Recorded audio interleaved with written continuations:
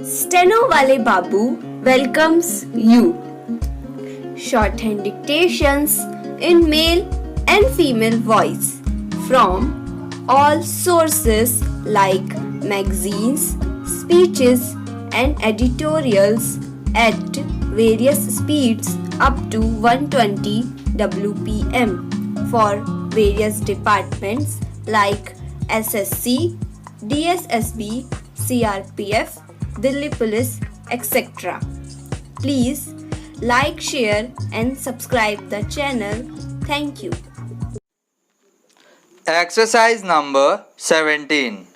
Mr. Deputy Chairman, I am happy to be able to speak in this house once again.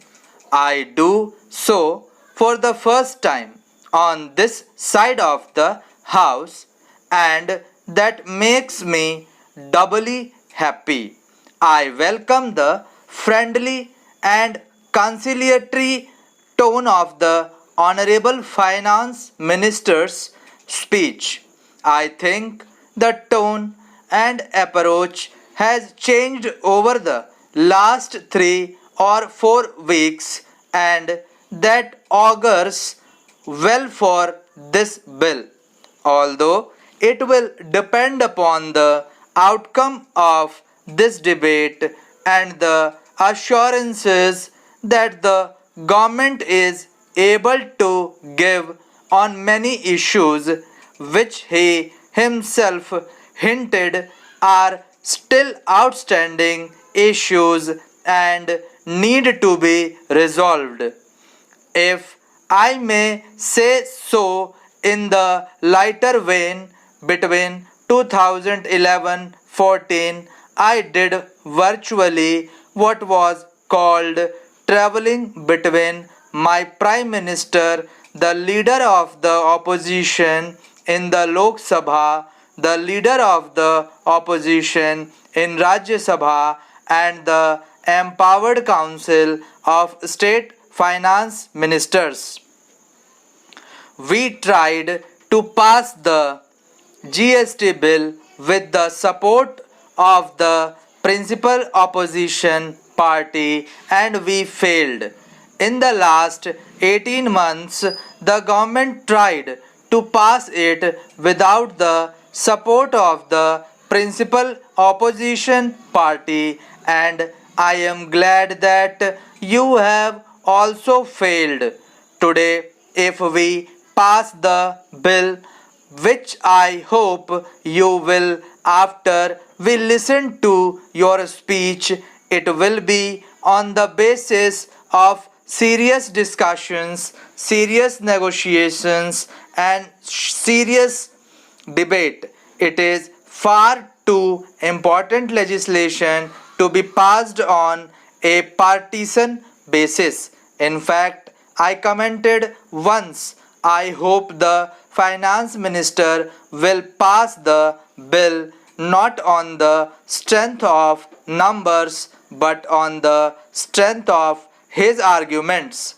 Sir, I am glad that the Finance Minister has acknowledged that it was the UPA government which first officially announced the government's intention to bring about the GST. On the 28th February 2005, it was announced in the Lok Sabha in the course of the budget speech.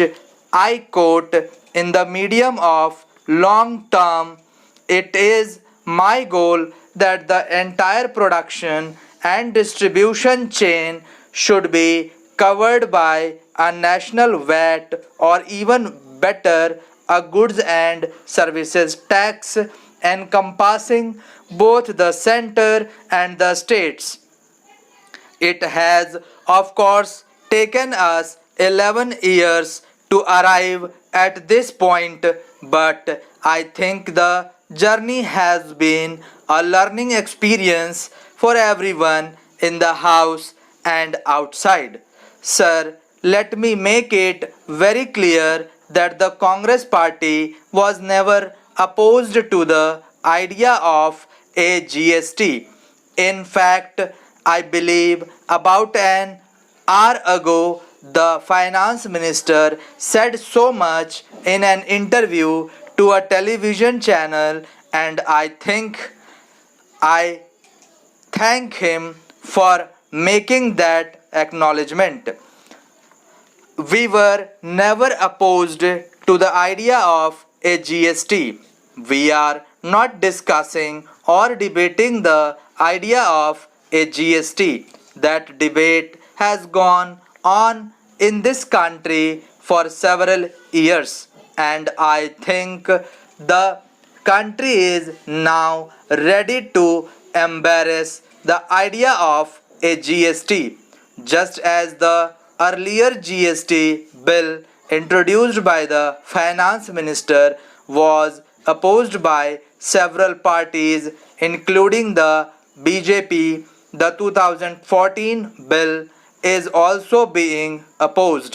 The idea was not opposed, the bill was opposed because we felt that it was possible to have a more perfect bill, and I choose my words carefully. There can be no such thing as a perfect bill, and in a legislation as transformative and as revolutionary as the Goods and Services Tax Bill, I don't think anyone from the government side will claim that this is a perfect bill.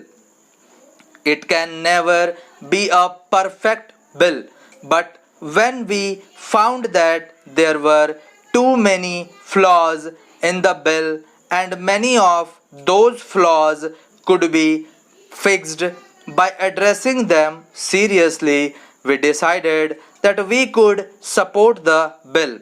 I am happy that in the last few weeks there has been a serious engagement by the government with the opposition parties, including my party, and I am glad that considerable progress has been made.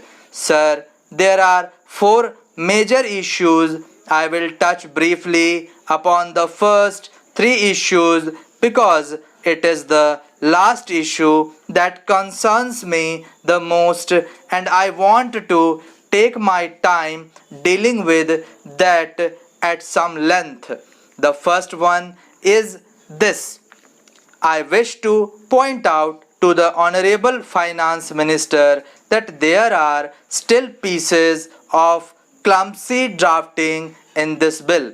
For example, in the present list of amendments circulated, you have made some provisions for what will go into the Consolidated Fund of India and what will not go into the Consolidated Fund of India. This problem should have been noticed much earlier. I should have come in the draft bill, but it has come today in the form of an amendment, and while I will not take too much time explaining what I have in my mind, if the Honorable Finance Minister reads it more carefully, he will find pieces of clumsy drafting. Thank you.